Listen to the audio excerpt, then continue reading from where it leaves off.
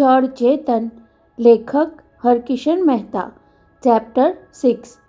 પ્રભાદેવીની કિસ્મત ટોકીઝમાંથી સવા 9 વાગે બહાર રસ્તો ઓળંગીને બંને પાંડુ દાદાના પીઠામાં દાખલ થયા. 10-12 ટેબલના અડ્ડામાં 4-5 ટેબલ ભરેલા હતા. પહેલા બંને ખૂણાના ખાલી ટેબલ પર જઈ સામસામા ગોઠવાયા. થડા પર બેઠેલા મારુતિએ બંનેના આગમનની નોંધ લઈ બેવડાની એક બોટલ અને 2 ગ્લાસ છોકરા સાથે પહોંચતા કર્યા. કસી વાટલી, કેવી લાગી? બોટલ ઊંચકી સામેવાળાનો ગ્લાસ ભરતા દુબળા કાશીનાથે મરાઠીમાં પૂછ્યું. મજા નહીં આલી. મજા ન આવી. ગ્લાસ ઉચકીને મોં તરફ લઈ જતા સામેવાળા સખારામે બોધો અવાજ વાળ્યો. કાશીનાથે આગળ પૂછવાનું થોડો વખત માટે મુલતવી રાખ્યું. એ જાણતો હતો કે 1-2 ગ્લાસ પેટમાં પધરાવ્યા પછી જ સખારામ ખીલે છે, જ્યારે પોતાની પ્રકૃતિ સાવ ઉલટી હતી. માંડ એક ગ્લાસ પૂરો કરે ત્યાં પોતાની બોલતી બંધ થઈ જતી. કોલ્હાપુરમાં રહેતી બૈરી યાદ આવી જતી. પત્નીની નજરે પોતે નામર્દ ઠરેલો છે એ ભૂલી જવા જેવી વાત યાદ આવી જતી. કોલ્હાપુરમાં બૈરી એના યાર સાથે કેવી મજા લૂંટતી હશે એના કાલ્પનિક દ્રશ્યો માનસપટ પર તાદશ થવા લાગતા. ત્યારે ગુમસુમ બની જઈ કાશીનાથ બીજા 1-2 ગ્લાસ ઢીંચી જતો. એટલે જ સખારામ એને સાથે પીવા લઈ જવાનું પસંદ ન કરતો. 2.25 વર્ષ પહેલાં કાશીનાથ કોલ્હાપુરના એક અડ્ડામાં આ રીતે તેને પીવામાં મળી ગયો હતો. એને પીતા પીતા રડતો જોઈને સખારામને દયા આવી. કાશીનાથ એની પત્નીથી દબાયેલો છે એ જાણ્યા પછી સખારામને એનામાં વધુ રસ પડ્યો. તને હું અમારી હોસ્પિટલમાં વોર્ડ બોયની નોકરી અપાવી દઉં તો તારી બૈરીને એના યારના સકંજામાંથી છોડાવી શકીશ. સાંભળીને પીધેલા કાશીનાથે તેના પગ પકડી લીધા હતા. તો હું તમારો ગુલામ બની જઈશ ભાઉ. કાશીનાથને મુંબઈ લઈ આવી પોતાની દાદાગીરીના જોરે હોસ્પિટલમાં નોકરી તો અપાવી દીધી, પણ કાશીનાથની બૈરીએ કોલ્હાપુર છોડીને મુંબઈ આવવાનો ઇનકાર કરી દીધો. તું તો માત્ર કહેવાનો મારો નવરો છો. મુંબઈમાં તારે મારું શું કામ પડવાનું? દુનિયાને દેખાડવા ખાતર 2-3 મહિને કોલ્હાપુર આંટો આવી જજે. તેનો એ ફેસલો કાશીનાથ કરતાં સખારામને વધુ આકરો લાગ્યો હતો. કાશીનાથની સખુબાઈ સખારામની બાઈ બની રહે એવી ધારણા પત્તાના મહેલની જેમ ભાંગી પડી. છતાં કાશીનાથને સખારામે સાચવી લીધો હતો. બંને જણ પોતપોતાના વિચારમાં ખોવાઈ જઈને પીવાની શરૂઆત કરતા હતા ત્યાં પાછળના ટેબલ પર એક આદમી આવીને ગોઠવાઈ ગયો તેનો ખ્યાલ ન રહ્યો. ખાસ મજા ન આવી એટલે એકાદ ગ્લાસ પીવાયા પછી કાશીનાથે વાતચીતને આગળ ધપાવવાની હિંમત દર્શાવી. પોરી ધારી હતી એવી ન નીકળી. ત્યારે સખારામને સમજાયું કે કાશીનાથ હમણાં જોયેલી ફિલ્મનું નહીં, તુલસી કેવી લાગી એમ પૂછતો હતો. પૂછાનો સાચો અર્થ સમજાવતા જ સખારામની મોટી આંખોના ભરાવદાર ભવા તંગ થયા. સાલો નામર્દ! મારી મર્દાનગીનો અનુભવ જાણવા તલપાપડ થયો છે. દારૂથી ભીંજાયેલી મૂછો લૂછતા એણે સંભળાવ્યું. સાલી પેલી મૈત્રાણી લેડી ગાર્ડને હઠાવીને પોતે પહેરો ભરવા ઊભી રહી ગઈ. એને તો મેં હાથ પકડીને ત્યાંથી હઠાવી, પણ રંગમાં ભંગ પાડનારી તો હતી સિસ્ટર કુલકર્ણી કહીને પોકળ બળાઈ મારવાની ઢબે કાશીનાથે ઉમેર્યું. હું સામે જ સંતાઈને બધું જોતો હતો. કુલકર્ણી અચાનક આવી ચડી. કહેવા લાગી કે મારો બાબો બાલ્કનીમાંથી પડી ગયો એટલે મારે ઘેર જવું પડશે. પછી ડ્રેસિંગ હોલમાં દાખલ થવા ગઈ, પણ દરવાજો અંદરથી બંધ છે એ જાણીને હોહા કરી મૂકી. એ સાલીએ બધી મજા બગાડી નાખી. મજા શબ્દ પર ભાર મૂકીને બાયલો કાશીનાથ પોતાના પરાક્રમનું વર્ણન સંભળાવવા તલપાપડ થયો છે એ સખારામ સમજી તો ગયો, પણ તેને કોન્ઠું આપવા માંગતો ન હતો. પોરગી નીચે પટકાઈ પડી, બેહોશ થઈ. બારણું ઠપકારવાના અવાજ સંભળાવા લાગ્યા. પછી શું મજા પડે? ભાઉ, તમને જોઈને છોકરી ડરી ગઈ હશે. છડી પડી. ભીની મૂછોને ફરી તાવ દેતા સખારામે કહ્યું. સિંહને જોઈ બકરી બે કરવા જાય એમાં મોં ફાડીને ચીસ પાડવા ગઈ. પણ અડ્ડામાં દાખલ થતા એક આદમીને જોઈ સખારામે વાત અટકાવી દેવી પડી. સદાનંદ આવી ગયો. બીડી ફૂંકતા સદાનંદે સખારામની નજીક ખુરશી ખેંચીને બેઠક લીધી. એટલી વારમાં સખારામની ઇશારત પર અડ્ડાનો છોકરો આવીને બેવડાની બીજી બોટલ અને ત્રીજો ગ્લાસ મૂકી ગયો. પહેલાં એ બીડી ચંપલ નીચે દબાવી 2-4 ઘૂંટડા લીધા. ત્યાં સુધી સખારામે ખબર જાણવાની કોઈ જાતની અધીરાઈ દર્શાવી નહીં. બાતમીદારોને એવું ન લાગવું જોઈએ કે હોસ્પિટલમાં જેની દાગથી વોર્ડબોય નર્સો ધ્રુજે છે એ અંદરખાનેથી ગભરાટ અનુભવી રહ્યો છે.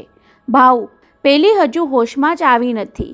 સાંભળીને સખારામે પહોળી થવા માંગતી આંખોને અંકુશમાં રાખી, પણ કાશીનાથની જીભ પર લગામ રહી નહીં. આ તો તમારી નામર્દાનગીનો પુરાવો કહેવાય. તું ગપ બસ, સખારામે એને ઠપકાર્યો. સદાનંદને બોલવા દે. પોલીસની હાજરીમાં બધું બની ગયું એટલે તાબડતોબ તપાસ ચાલુ થઈ. હોસ્પિટલની ચાલુ ડ્યુટી છોડીને બાતમી આપવા સરકી ગયેલા સદાનંદે કહેવા માંડ્યું. પોલીસે મંછીને બોલાવી 15 મિનિટે જવા દીધી ત્યારે પેલી રડવા જેવી થઈ ગઈ હતી. મેટ્રન પાસેથી પોલીસે કાશીનાથનું સરનામું પણ મેળવી લીધું. એ સાંભળીને કાશીનાથને એવી અંતરાશ આવી ગઈ કે નાકમાંથી દારૂના ટીપા ટપકવા લાગ્યા. પેલીને ક્યાં રાખી છે? સ્ટાફના સ્પેશિયલ રૂમમાં. ડ્યુટી પર કઈ સિસ્ટર છે? અડવાણી. સિંધણ. એક ઝાટકે અડધો ગ્લાસ ગટગટાવી જઈ સખારામે મોં મરકાવતા પૂછ્યું. વોર્ડબોય કોણ છે? ગંગુ. ત્યાંથી ગંગુને ખસેડી એની જગ્યાએ તું ગોઠવાઈ શકીશ? પછીનો જવાબ સખારામના મગજમાં તૈયાર હતો પણ જીભ સુધી પહોંચવા ન દીધો. એ હું તને બહાર જઈને સમજાવું છું, કહી બોટલમાં વધેલું પ્રવાહી 3 ગ્લાસમાં સરખા ભાગે રેડી દઈ તેણે ઘડિયાળમાં જોયું તો 9:45 વાગવા આવ્યા હતા. બીજું બધું તો યોજના મુજબ પાર પડ્યું હતું, પણ તુલસીનું બેભાન થઈ જવાનું એની ધારણા બહારનું બની ગયું. લોહી ચાખી ગયેલા આદમખોર જાનવરની જેમ 2-3 અનુભવે સખારામને નિર્ભય બનાવી દીધો હતો. ખ્રિસ્તી નર્સ થોમસને હોસ્પિટલની દવા ચોરી જતી પકડી પાડી ત્યારે તો એ બિચારી પાકેલું ફળ પવનના સ્પર્શ માત્રથી ખરી પડે તેમ એના સકંજામાં આવી ગઈ હતી. એક ચોરી છુપાવવી હોય તો બીજી ચોરી કરવી પડશે કહીને સખારામે થોમસને વશ કરી લીધી હતી. સખારામના એ ત્રાસમાંથી છૂટવા માટે 6 મહિનામાં જ એ બિચારીએ હોસ્પિટલની નોકરી છોડી દેવી પડી. આબરૂ લૂંટાયા પછી કોઈ બાઈ ફરિયાદ કરવા જતી નથી એવી જડબે સલાક માન્યતા બીજા 2 અનુભવ પરથી જડાઈ ગઈ એટલે સખારામે તુલસીને ફસાવાનો પેત્રો રચ્યો. પણ હુકમનું પાનું ઉતરવાનો મોકો મળે એ પહેલાં જ બાજી સંકેલાઈ ગઈ હતી. હવે બીજો દાવ નાખીને બાજી પલટાવી નાખ્યા વગર ચાલે તેમ ન હતું. કાશીનાથ, અમે બંને ઉઠીએ પછી થોડી વારે તું બહાર નીકળજે, કહી સખારામે ગ્લાસ ખાલી કર્યો. પોલીસ તારી શોધમાં છે. મેં કહેલા ઠેકાણે રાતોરાત રવાના થઈ જા. ભૂલે ચૂકે કોલ્હાપુર જતો નહીં અને મારા તરફથી સંદેશો ન મળે ત્યાં સુધી ગામ છોડતો નહીં. કહેવાઈ ગયું એટલે ઊભા થઈ ખાલી ગ્લાસની ટેબલ પર ઊંધો વાળી નશાના કેફમાં સદાનંદની સાથે એ બહાર નીકળી ગયો. કાંઈ સખારામ ભાઉ? 4-6 ડગલા આગળ ગયો હશે ત્યાં બાજુમાંથી સાથ સાંભળી તેણે ઊભા રહી જવું પડ્યું. સાથ પાડનાર પાસે ન આવ્યો એટલે સખારામે તેના તરફ જવું પડ્યું. થોડીવાર પહેલાં પોતાની બાજુના ટેબલ પર પીવા બેઠેલા અજાણ્યા આદમીને બહાર નીકળ્યા પછી પોતાના નામની બૂમ મારતો જોઈને તેને નવાઈ લાગી. કોણ છો? તેણે રૂઆબથી પૂછ્યું. ત્યારે સામેથી સાવ નરમ અવાજે જવાબ મળ્યો. CID શાનબાગ. સાંભળતા જ સખારામનો નશો મોટી આંખોના ડોળામાં ઉભરાઈ આવ્યો. 2 દિવસથી વધેલી દાઢી અને ચોડાયેલા કપડામાં મિલ મજૂર જેવા દેખાવ સાથે પોતાની બધી વાત સાંભળી ગયેલા CIDને ગળચી ભીસી દેવાનું ખુન્નસ જાગ્યું. પણ બીજી વાર બાજી હારી ગયો. અંધારામાંથી સડસડાટ કરતી જીપ આવીને બાજુમાં ઊભી રહી ગઈ. જીપ ડ્રાઈવરની બાજુમાં બેઠેલા સબ ઇન્સ્પેક્ટર પાટીલના હાથમાં પિસ્તોલ જોતા જ સખારામનો બધો નશો ઉતરી ગયો અને સદાનંદે તો ઉલટી કરીને બધો દારૂ બહાર ઠાલવી દીધો. 2 હવાલદારના હડસેલાની હાર જોતા હોય તેમ સખારામ અને સદાનંદ સલુકાઈથી જીપમાં ચડી ગયા. હું ત્રીજાને લઈ આવું છું, કહી CID શાનબાગ અડ્ડા તરફ ગયા એટલે સખારામ અજાણ્યો થવા ગયો. ત્રીજો વળી કોણ? કાશીનાથ. આગલી સીટમાં બેઠેલા પાટીલે સંભળાવ્યું. તારો ગુલામ. પણ અમને આમ લઈ જવાનું કારણ? સખારામે અજાણ્યા થવાનું ચાલુ રાખ્યું. સમજાઈ ગયું. હોસ્પિટલના સાહેબોને ઘણા વખતથી મારા પર ખાર છે. યુનિયનમાં આગળ પડતો ભાગ લેવા બદલ મને ફસાવાનું કોઈ છટકું ગોઠવ્યું હશે. એટલી વારમાં તો કંઠલો પકડીને ઠસડીને લાવેલા કાશીનાથને શાનબાગે જીપમાં ધકેલી દીધો હતો. મેં નહોતું કહ્યું કાશીનાથ? સખારામે લવારો ચાલુ રાખ્યો. મને તમારો લીડર ન બનાવો. જોયું, હવે આ લોકો કોઈ આરોપ મારા ગળામાં આરોપી દેશે. ગળામાં? પાછળ ડોક ફેરવીને તેની સામે રહેલા સબ ઇન્સ્પેક્ટર પાટીલે ડાબા હાથમાં પકડેલી ટોર્ચની ચાંપ દબાવી તેના મોં પર રોશની ફેંકી. સખારામ, ખુદ તારું ગળું જ આરોપીની ચાળી ખાય છે. હડપચી નીચે કોતરાયેલા ઉજરડામાં થોડી બળતરા તો થતી જ હશે. એની સારવાર માટે તને લઈ જઈ રહ્યા છીએ. ત્યારે સખારામનો હાથ આપોઆપ હડપચી તરફ ઉંચકાયો. તુલસીની આંગળીના નખે ઉતરડી નાખેલી ચામડી પંપાડતો સખારામ ચૂપ થઈ ગયો. ઉઝરડાની સારવારનો અર્થ સમજી ચૂક્યો હતો અને એ સારવાર હોસ્પિટલમાં નહીં, પોલીસ ચોકીમાં થવાની હતી.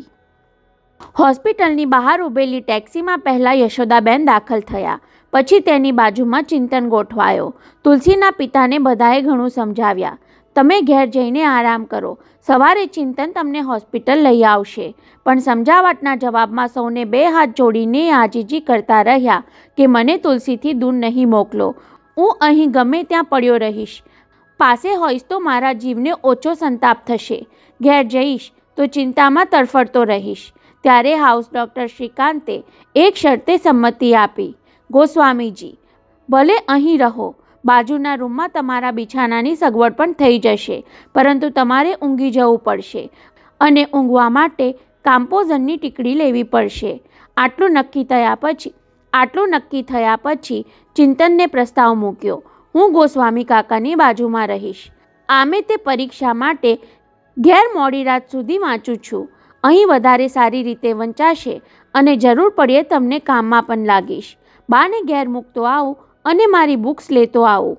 બા થોડી વાર સુધી મા દીકરા વચ્ચે મૌન છવાઈ રહ્યા પછી ચિંતને હિંમત કરી મોં ખોલ્યું. તુલસીને ગંભીર ઈજા પહોંચી હોય એવું લાગે છે. બિચારી 5 કલાકથી બેશુદ્ધ પડી છે. ઈજાની તો મને ખબર ન પડે ચિંતુ, પણ જે કાંઈ બની ગયું એ જરૂર બહુ ગંભીર હોવું જોઈએ. સાંભળીને ચિંતન ચોંક્યો. એમને કઈ રીતે ખબર પડી ગઈ કે શું બની ગયું છે?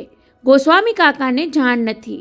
ડીન સાહેબ અને સબ ઇન્સ્પેક્ટર વચ્ચેની વાતચીત કાન સરવા કરીને સાંભળી ન હોત તો મને એની જાણ ન થાત. એ વાત તું કાંઈ કહેવા માંગે છે ને ચિંતુ? યશોદાબહેને પુત્રને ફરી ચોંકાવ્યો. જે કહેવું હોય તે કહી દે, હું કઠણ કાળજું કરીને સાંભળી લઈશ. તુલસી કપડાં બદલવા ગઈ અને ચાલતા ચાલતા લપસી પડી. એ વાત સાચી નથી તો? યશોદાબેને અધીરાઈભેર પૂછ્યું.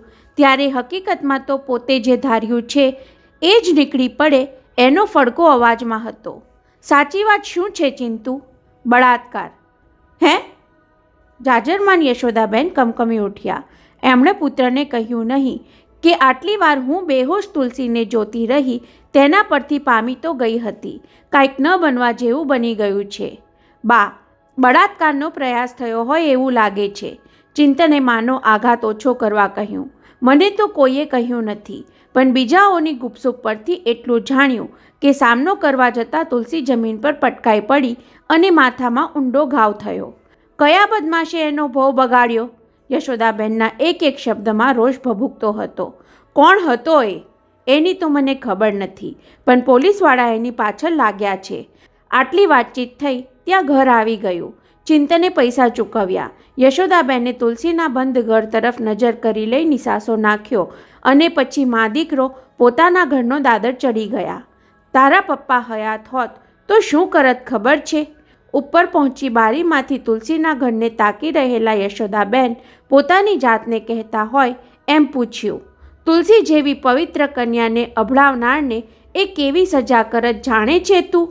ચિંતને જવાબ આપવાને બદલે ચૂપ રહીને સાંભળવાનું મુનાસિબ માન્યું. ચિંતુ એ તેમની ગન લઈ ગુનેગારની શોધમાં નીકળી પડત અને એક જ કલાકમાં એ કાળમુખાને પાતાળમાંથી પકડી લાવી હોસ્પિટલની ધૂળ ચાટતો કરી દેત. માના બોલની પીડા ચિંતનના મર્મ સ્થાનને વિંધી ગઈ. પોતાના પિતા મન્મથરાય મજમુદારની હિંમત માટે તો શંકા કરવા જેવું ન હતું, પણ ગુનેગારને પકડી લાવવાથી ભોગ બનનારની હાલત ક્યાં સુધરવાની હતી? એ ઘણીવાર કહેતા. યશોદાબેન બારી પાસેથી હઠી બાજુની દિવાલ પર લટકતી પતિની છબી પર મીટ માંડીને બોલી ગયા. એ કહેતા હતા કે સજા કરવા માટે રચાયેલી આપણી અદાલતો ક્યારેક તો ગુનેગારને રક્ષણ આપવાનું કામ કરે છે. માનો વલોપાત સાંભળતો ચિંતન પોતાના પુસ્તકો તૈયાર કરતો રહ્યો. તુલસીની આવી હાલત કરનારો કોણ જાણે કેટલી સજા ભોગવશે, પણ તુલસીને હવે જે સજા ભોગવવી પડશે એનો જીવનના અંત સુધી અંત નહીં આવે. છેલ્લા શબ્દો સાથે ચિંતનને માનું ધ્રુસકું પણ સંભળાયું. હૃદયનો ભાર ઠાલવી દેવા માંગતા હોય તેમ યશોદાબેન પુત્ર તરફ પીઠ રાખી બાથરૂમમાં ધસી ગયા. હાથમાં આવ્યા એ પુસ્તકો લઈ ચિંતન રવાના થઈ જવાનું વિચારતો હતો, પણ કોણ જાણે કેમ તેની દ્રષ્ટિ પિતાના ફોટો તરફ ખેંચાઈ. માએ કહેલા શબ્દોનો ધક્કો લાગ્યો હોય તેમ પગ અંદરના ઓરડા તરફ ઘસડાયા. પોતે શું કામ અંદર જઈ રહ્યો છે એ સમજાય તે પહેલાં યંત્રવત ખિસ્સામાંથી તેણે ચાવી કાઢી અને સ્ટીલની અલમારી ખોલી. કબાટના છુપાખાનાની કળ ફેરવી તેનું બારણું ઉઘાડી અંદર હાથ નાખ્યો. ત્યાં ધાતુના સ્પર્શે તેના શરીરમાં ઝંઝણાટી પ્રસરાવી દીધી. કસ્ટમ ઓફિસર થયા પહેલાં પણ નિશાનબાજીમાં પાવદરા થયેલા પિતાએ અંગત ઉપયોગ માટે વસાવેલું હથિયાર બહાર કાઢીને ચિંતન ઘૂંટાતા શ્વાસે તેને જોતો રહ્યો. ગનની ટ્રિગર પર આંગળી અડાડતા જ તેનું મોં લાલ ઘૂમ બની ગયું. ત્યાં માતાએ 2 વર્ષ પહેલાં કહેલા શબ્દો મનમાં પડઘાયા. તારા પિતાની યાદગીરી રૂપે મેં એ સાચવી રાખી છે. ઘરમાં ગન છે એ તારે યાદ રાખવાનું નથી. તારે તો ડૉક્ટર થઈને લોકોના જખમ રૂઝાવાના છે. બાથરૂમનું બારણું ઉઘડવાનો અવાજ સંભળાતા જ ઝડપભેર ગન ઠેકાણે મૂકી કબાટ બંધ કરી, બા હું જાઉં છું, જરૂર લાગશે તો ફોન કરીશ, નહીતર સવારે રૂબરૂમાં વાત કરીશ કહેતો ચિંતન પગથિયા ઉતરી ગયો. ટેક્સીમાં પાછા ફરતા અચાનક ચિંતનને ખિસ્સામાં પડેલો કાગળ યાદ આવ્યો. સબ ઇન્સ્પેક્ટર અને ડીન સાહેબ વચ્ચેની વાતચીત સાંભળ્યા પછી એ વાંચી લેવા માટે મન તલપાપડ થતું હતું, પણ મોકો મળ્યો ન હતો. પોલીસ ઇન્સ્પેક્ટર એક વાત પર વારંવાર ભાર મૂકતા હતા કે તુલસી ચાલુ ડ્યુટીએ બહાર ગઈ હતી ત્યારે કોને મળી અને શું શું વાતચીત થઈ એ જાણવું બહુ જરૂરી છે. ચિંતને ખિસ્સામાંથી ટેલેક્સનો કાગળ કાઢ્યો. અગાઉ ટેલેક્સ સંદેશો વાંચ્યો હતો ખરો, પણ ત્યારે એનું ખાસ મહત્ત્વ નહીં લાગ્યું એટલે મન પર લીધો ન હતો. સંદેશો ફરી વાંચતાય એમાં કાંઈ રહસ્ય લાગ્યું નહીં. જલ્દી આવી જા, કદાચ આપણો મેળાપ ન થાય તો કસ્તુરબા ગાંધી મેમોરિયલ હોસ્પિટલની નર્સ સિસ્ટર તુલસીને મળી તેની પાસેથી મારી અંતિમ ઈચ્છા જાણી લઈ આજ્ઞાનું પાલન કરજે. સિસ્ટર તુલસીએ અંતિમ ક્ષણોમાં મારી જે સેવા બજાવી છે એ બદલ એને શ્રીમદ ભગવદ્ ગીતાનું પુસ્તક ભેટ આપજે. સંદેશો તો સાદો સીધો છે. પ્રધાન સાહેબ પોતાની ઈચ્છા લખી શક્યા નહીં હોય એટલે તુલસીને કહી સંભળાવી હશે. એવો તર્ક લડાવતો ચિંતન કાગળમાં લખાયેલા અક્ષરો જોઈને ટટ્ટાર થયો. અક્ષર તો તુલસીના નથી, પરંતુ એનાથી શું ફરક પડે છે? પ્રધાન સાહેબે ટેલેક્સનો સંદેશો જાતે લખ્યો તેમ એમની અંતિમ ઈચ્છા પણ લખીને તુલસીને સોંપી દીધી હશે. કાગળની ગળી કરીને ફરી ખિસ્સામાં મૂકતો હતો ત્યાં મગજમાં ઝબકારો થયો. આટલા મોટા પ્રધાનનું કામ કરવા માટે જોઈએ એટલા માણસો ખડે પગે ઊભા હોય છતાં ટેલેક્સનું કામ તુલસીને શું કામ સોંપ્યું? એની પાછળ કાંઈક તો ગણતરી હોવી જોઈએ. ગણતરી. પોતે ટેલેક્સ મૂકવા માટે ટેક્સીમાં બેસતો હતો ત્યારે તુલસીએ ગણિતના દાખલા જેવો સવાલ પૂછ્યો હતો. 7 કરોડ સ્વિસ ફ્રાંકના કેટલા રૂપિયા થાય? તુલસીના એ સવાલ સાથે પ્રધાનના ટેલેક્સને કોઈ સંબંધ હશે ખરો? હોસ્પિટલ આ ગયા. ટેક્સી રોકાયા પછી ચિંતન તરફથી ઉતરવાની ચેષ્ટા ન જોવા મળી ત્યારે ડ્રાઈવરે તેને સજાગ કર્યો. આપકો ઉતરના હૈ યા આગે ચલના હૈ? ઉતરના હૈ ભાઈ સાહબ, કહેતો પૈસા ચૂકવી બગલમાં 2-3 પુસ્તકો દબાવી હોસ્પિટલના ગેટ પર પ્રવેશ પાસ દેખાડી ચિંતન લોબીમાં દાખલ થયો ત્યારે ડીન શ્રીવાસ્તવ લિફ્ટ તરફ જતા દેખાયા. મનની મૂંઝવણ ટાળવા માટે જ ડીન સાહેબ પર દ્રષ્ટિ પડી હોય એવા ભાવથી ચાલની ગતિ વધારી ચિંતન લિફ્ટ પાસે પહોંચી ગયો. મધરને મૂકી આવ્યો? ડીન સાહેબની પાછળ લિફ્ટમાં દાખલ થતાં ચિંતને હકારમાં ડોકું નમાવ્યું. ખિસ્સામાં રાખેલા કાગળ પર પુસ્તકો દબાયા એટલે મન મક્કમ કર્યું. સર, આપને મારે 2 મિનિટ માટે એકાંતમાં મળવું છે. એકાંતમાં? ડીન સાહેબે અચરજથી કહ્યું તો ખરું, પણ તુરત જ સમજી ગયા. તુલસીના બનાવ બાબતે પૂછવા માંગતો હશે. હું 7th ફ્લોર પર પોલીસ કમિશનરને મળવા જાઉં છું. લિફ્ટ 5મો માળ વટાવીને આગળ વધતી હતી એ જોઈને ડીને કહ્યું. ત્યાર પછી આપણે મળીએ. સર, 2 મિનિટ જ લાગશે. 7મા માળે લિફ્ટ થોભી અને લિફ્ટમેને જાળી ખોલી ત્યારે ચિંતનની આજીજી સંભળાઈ. Please sir. ઠીક છે, ચાલ હમણાં પતાવી દઈએ. લિફ્ટમાંથી બહાર નીકળી ડાબી જમણી તરફ વળવાને બદલે સામેની બાલ્કની તરફ ડીન આગળ વધ્યા. સર, આ વાંચી જુઓ. ખિસ્સામાંથી કાગળ કાઢીને ગંભીર ભાવે ચિંતને તેમના હાથમાં સોંપી દીધો. તારા મધરનો કોઈ સંદેશો? એમ બોલતા ડીને કાગળની ગળી ખોલી. સર, મથાળે ટેલેક્સ નંબર અને ફોર ઇમિડિયેટ અટેન્શન વાંચતા જ પોતે અટેન્શન પોઝમાં આવી ગયા.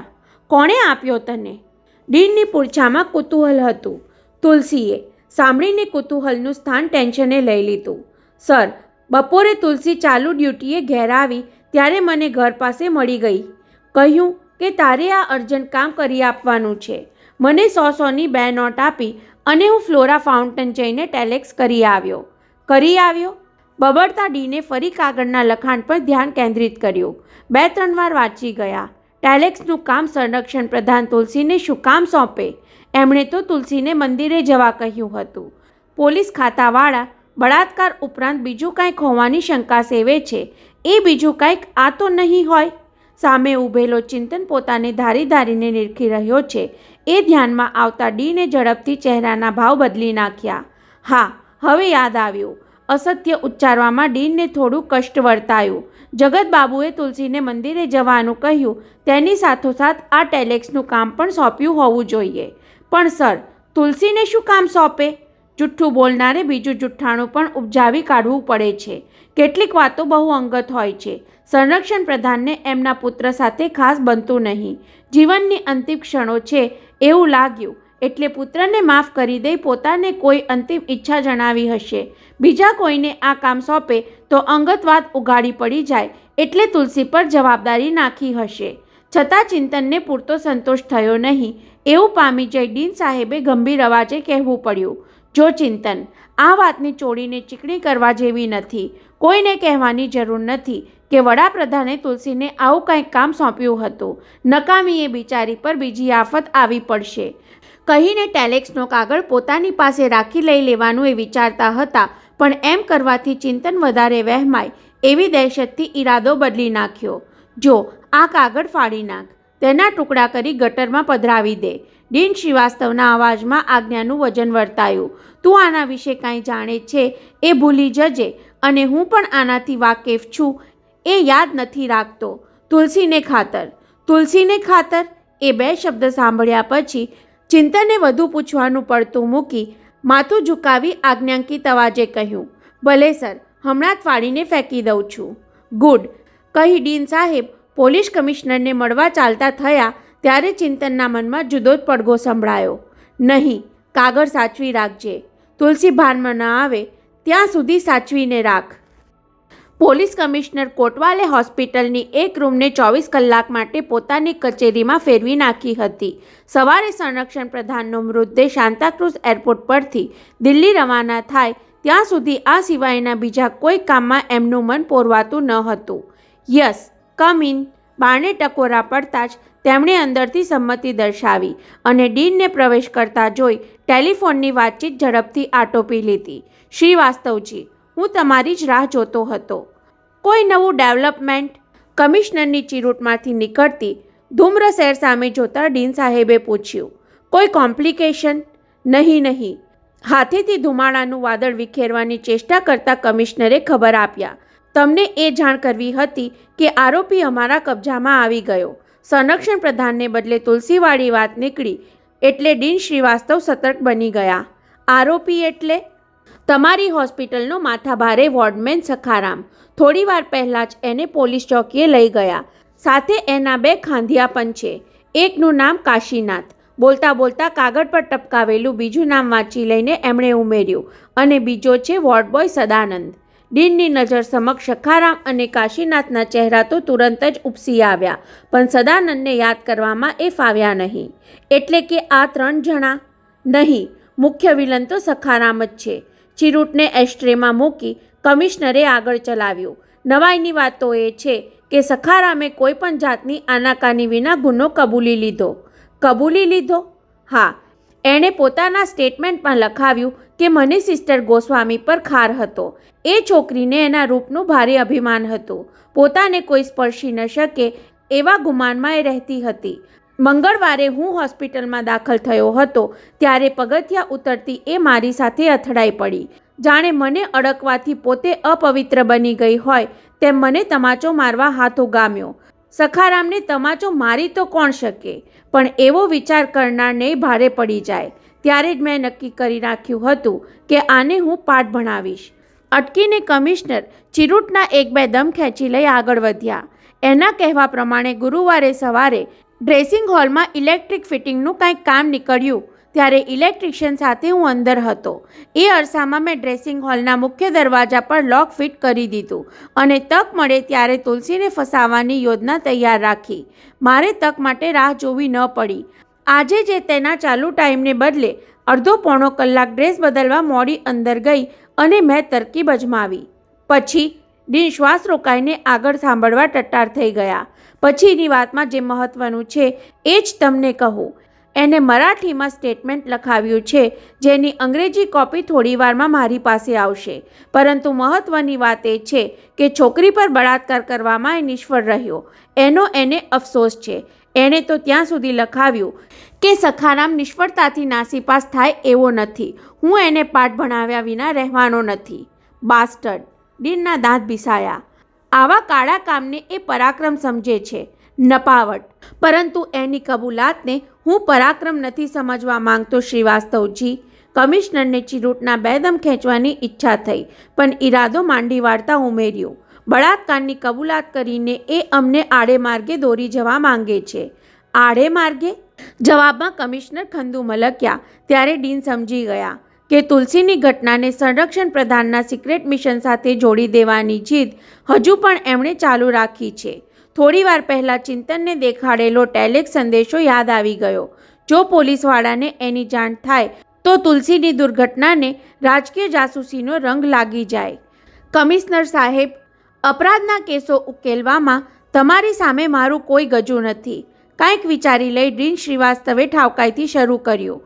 હું દલીલબાજીમાં ઉતરું એ પણ બરાબર નથી. છતાં એક વાત મને સાફ દેખાય છે.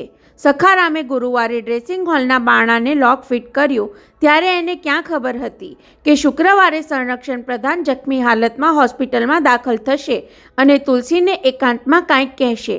તો પછી બળાત્કારના પ્રયાસના કેસને બીજા કોઈ ભેદ સાથે સાંકળી લેવાનું બરાબર નથી, એમ જ ને?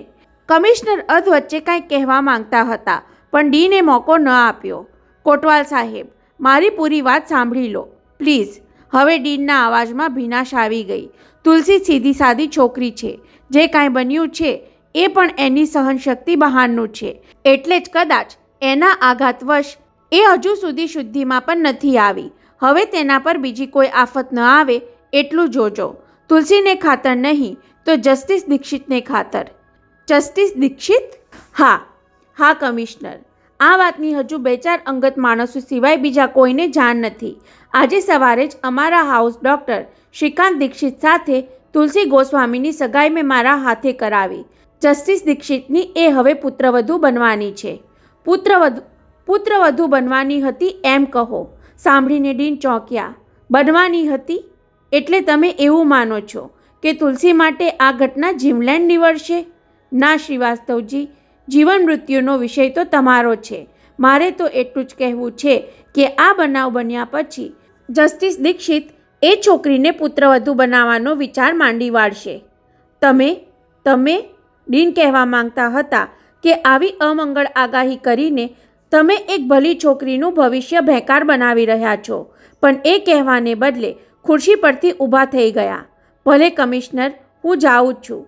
જસ્ટિસ દીક્ષિતને નિકટથી ઓળખતા હોત તો કદાચ તમે આવો નેગેટિવ અભિપ્રાય ઉચ્ચારવાની ઉતાવળ ન કરત, કહીને ડીન શ્રીવાસ્તવે ચાલવા માંડ્યું. બહાર નીકળવા માટે બારણું ઉઘાડ્યું ત્યારે કમિશનર કોટવાલના શબ્દો અફડાયા. ખોદાઈજીને મારી પ્રાર્થના છે કે મારો અભિપ્રાય ખોટો પડે. ખોટો જ પડશે.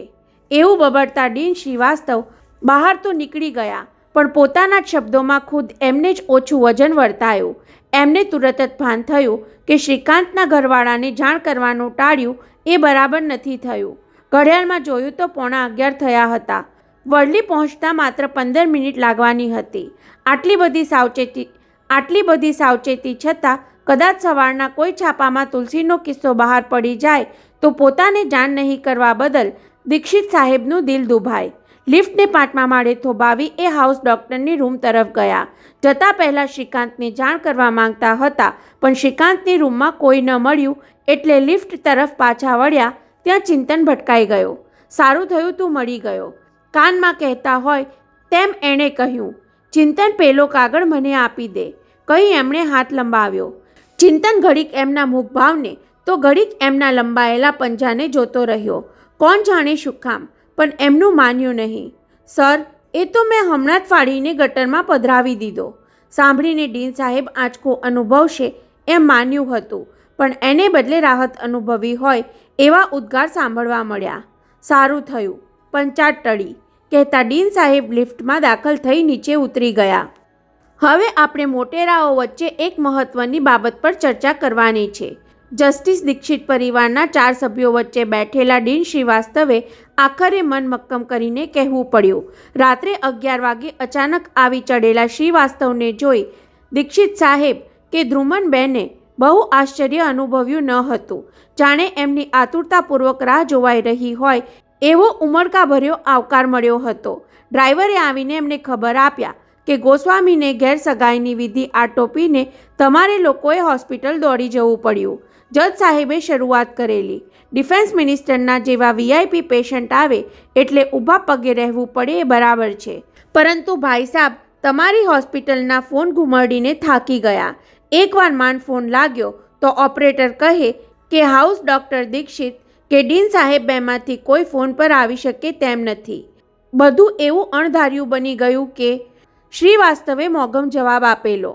મારા કરતાં તમારા બહેનને વધુ અધીરાઈ હતી. ફોન પર જાણી લો કે સગાઈ નિર્વિઘ્ને પતી ગઈ. ડીન સાહેબને સારા કામનો જશ તો આપો. જશ તો ઠીક છે, કહી ડીન સાહેબે વાક્ય અધૂરું જ છોડી દેવું પડ્યું હતું. અરે એમ કાંઈ હોય. ધ્રુમનબેને મહેમાન માટે ઓછી સાકરવાળી ચા બનાવવાનું કહીને ટહુકો કરેલો. શ્રીવાસ્તવભાઈ, અમે તો નક્કી કરી લીધું હતું કે ઘર મેળે સગાઈ થઈ એની ખુશાલીમાં કાલે શનિવારે આપણે બધા સાથે જમીએ. શ્રીકાંત, તુલસી અને તમે સાંજે તો જમવા આવી શકો. મેં તો જજ સાહેબને કહ્યું કે તમે હોસ્પિટલ રૂબરૂ જઈને નિમંત્રણ આપી આવો, પણ જજ સાહેબ કહે કે પેલા મિનિસ્ટર સિરિયસ હોય અને હું ત્યાં જાઉં તો હાઈકોર્ટના ન્યાયાધીશ સારું લગાડવા ખાતર ખબર કાઢવા આવ્યા એવું જ લોકો માની લે. પછી તો મોડી સાંજે એમના ડેથના ખબર આવ્યા એટલે કાંઈ કહેવા જેવું રહ્યું નહીં. પપ્પા, એ બધું છોડો. મારે અંકલ પાસેથી એ જાણવું છે કે ભાભીએ કેવી સાડી પહેરી હતી. શ્રીકાંતની નાની બહેન શ્રુતિએ વચ્ચે પોતાનો સૂર લગાડ્યો હતો. મમ્મી પપ્પાએ અમને તો ન જવા દીધા, પણ એક ફોટોગ્રાફરને સાથે મોકલવામાં શું વાંધો હતો. એ જ વખતે ચા આવી. ડીન સાહેબે ચા પી લીધી. પછી શ્રીકાંતના ભાઈ બહેનને આગા પાછા કરવા એક મહત્વની બાબત પર ચર્ચા કરવાનું ઉચ્ચારી ગંભીર બની ગયા. એમના હાવભાવ જોઈને શ્રુતિ શ્રવણ વડીલો વચ્ચેથી સરકી ગયા અને ડીન સાહેબે એક એક શબ્દ જોખી જોખીને તુલસીની દુર્ઘટના કહી સંભળાવી. વાત પૂરી કરતા સુધીમાં એ ગળગળા બની ગયા. સામેવાળાના પ્રત્યાઘાત જાણવા માટે શ્રીકાંતના માતા પિતા પર મીટ માંડી. ધ્રુમનબેનના મુખ પરથી લોહી ઉડી ગયું હતું. એ માથું ઝુકાવીને મૂંગા થઈ ગયા હતા અને જજ સાહેબ ભીતરના ભાર પર ખાઈ ન જાય એવી સાવચેતી સાથે ઊંડા વિચારમાં ગરકાવ દેખાયા. બહુ વારે ગળું ખંખેરી જજ સાહેબે 2-4 પૂછા કરી. ક્યારે, કોણ, શું કામના જવાબો સાંભળ્યા પછી ફરી એ વિચારમાં પડી ગયા. દિવાનખંડમાં ધારદાર સન્નાટો છવાઈ ગયો. જજ ન્યાય તોડવાની ઢબે કંઈક બોલશે એવી આશામાં ડીન સાહેબે ઘણી ધીરજ ધરી, પણ સામેથી કાંઈ સાંભળવા ન મળ્યું ત્યારે ઊભા થયા. તમને ખબર આપીને એટલું જ કહેવા આવ્યો હતો કે ટાઈમ મળે તો કાલે તુલસીના પિતા પાસે એક કાંટો મારી જાઓ, એમને હિંમત આપી જાઓ. કદાચ ત્યાં સુધીમાં તુલસી પણ શુદ્ધિમાં આવી ગઈ હશે. ત્યારે જજ સાહેબ ઝાટકા સાથે સોફામાંથી ઊભા થઈ ગયા.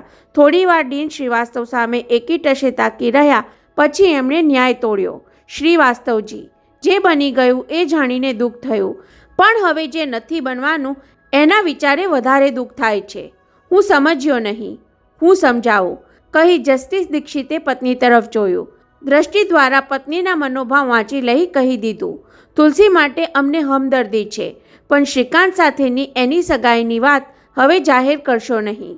ડીન શ્રીવાસ્તવને લાગ્યું કે હમણાં જ પગ નીચેથી ધરતી સરકી જશે, પણ જજ સાહેબ, એ તો બળાત્કારનો પ્રયત્ન જ હતો.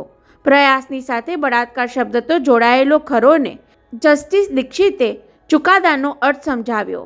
હવે એ અમારા ઘરની વહુ ન બની શકે. અમારા આ ફેસલાની જાણ હમણાં કોઈને કરતા નહીં. બિચારા ગોસ્વામીને આઘાત લાગશે અને શ્રીકાંતને તો જરાય કહેતા નહીં. અમે બધું સંભાળી લઈશું. ડીનના હૈયામાં તિરાડ પડી ગઈ. મનમાં અમંગળ કલ્પના ઝબકી ગઈ. આના કરતાં તો તુલસી ક્યારેય ભાનમાં ન આવે તો સારું. બિચારી તુલસી માટે તો અપશુકન્યાળ માનેલો દિવસ શાપિત પુરવાર થયો.